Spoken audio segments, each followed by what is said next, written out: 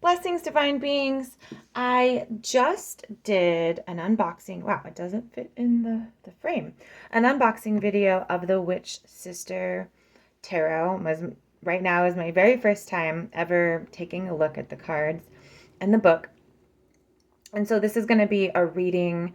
The very first readings, I'm going to be, taking a deep look into the book. We're going to see how the book reads. Everyone is saying how different the messages are. So we're going to deep dive into a 3-card draw of this deck for the first time and see how it feels. Now, since it was my first time shuffling this deck, I actually shuffled it ahead of this video, and anyways, I already got the 3 cards that we got. So the first card, no, those are backwards. No, it was like this. There we go. Okay, so these are the 3 cards we got. We got the Nicneven.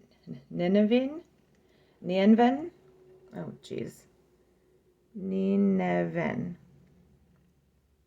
Really cool picture. The Magician. And the Witch of Skies.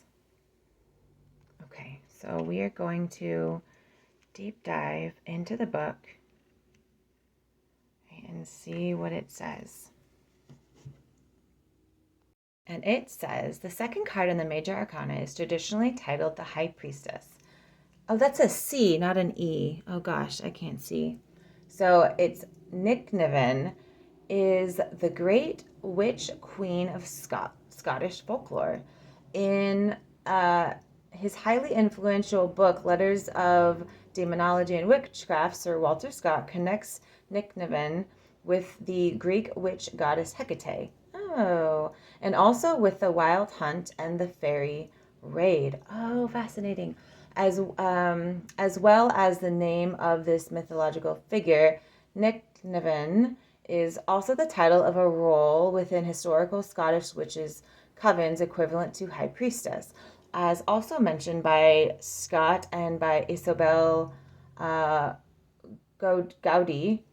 This figure of Nicneven remains shrouded in mystery. Shadow and moonlight are her domain.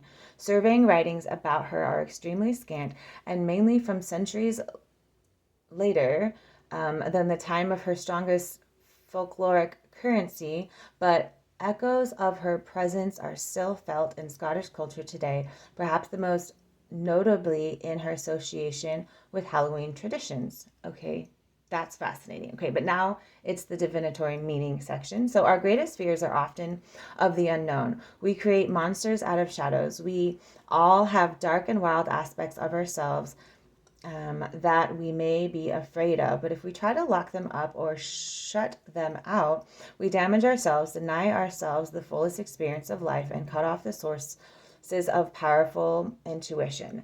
Nicneven's, and if I'm saying that right, a strong association with Hecate connects her to the night and the realm of the dead. She enables us to cross borders and open doors that would otherwise be closed to us. In a reading, Nicneven shows us that we have the courage we need to look within our own hearts and that we will find the answers there.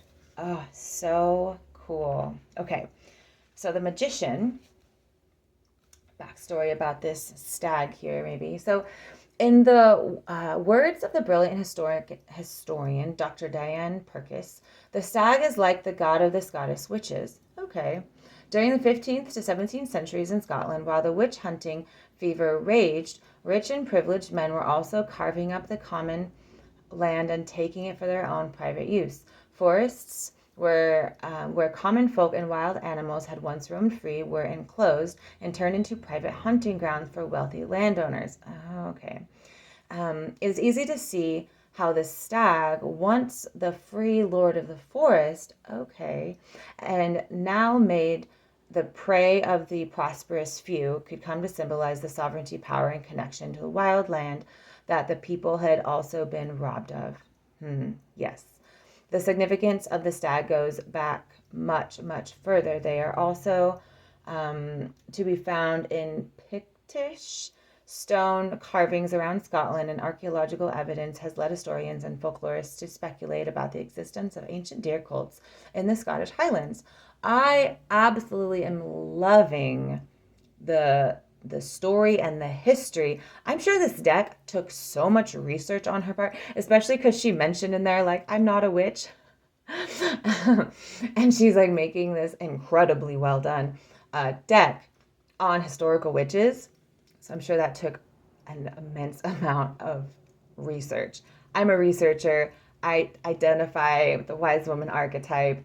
I spend my days studying and researching a lot, and so I can just imagine. Okay, but I love how she's giving, like, that first half of the reading is the story behind, like, why this character or person deserves this spot in the deck. Okay, the divinatory meaning.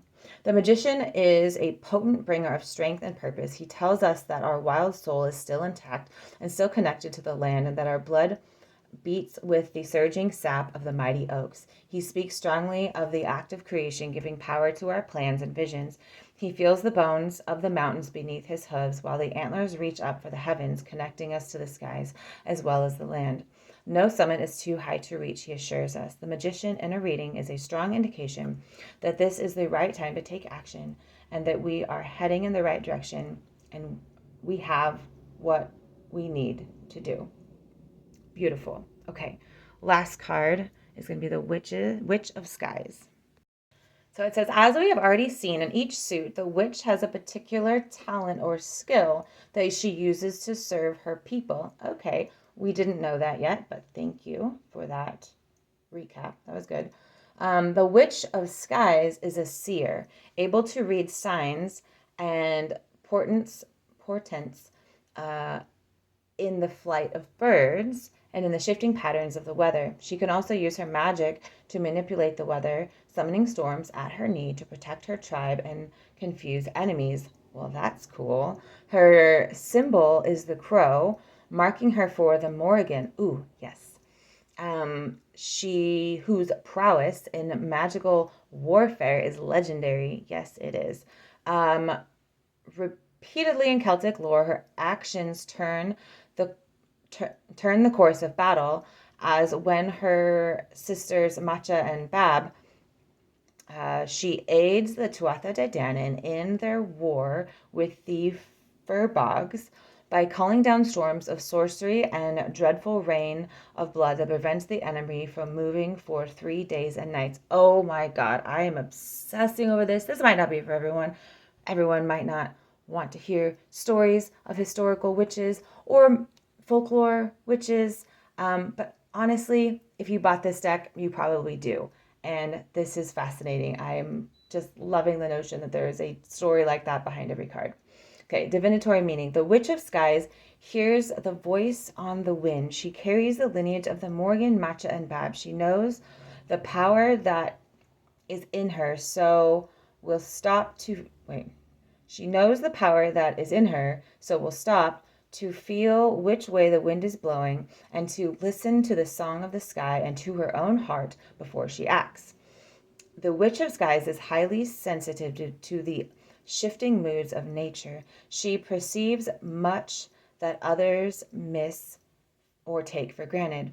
Her refined awareness and superior skills give her natural authority, but she does not feel the need to flaunt her achievements or pull rank, preferring a quiet, self-contained demeanor.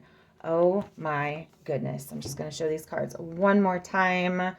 Comment below on what you got from this, if you're more interested in the story or if the messages hit you in some way. What you think of this deck. Are you as excited about the stories behind them as I am? Let me know.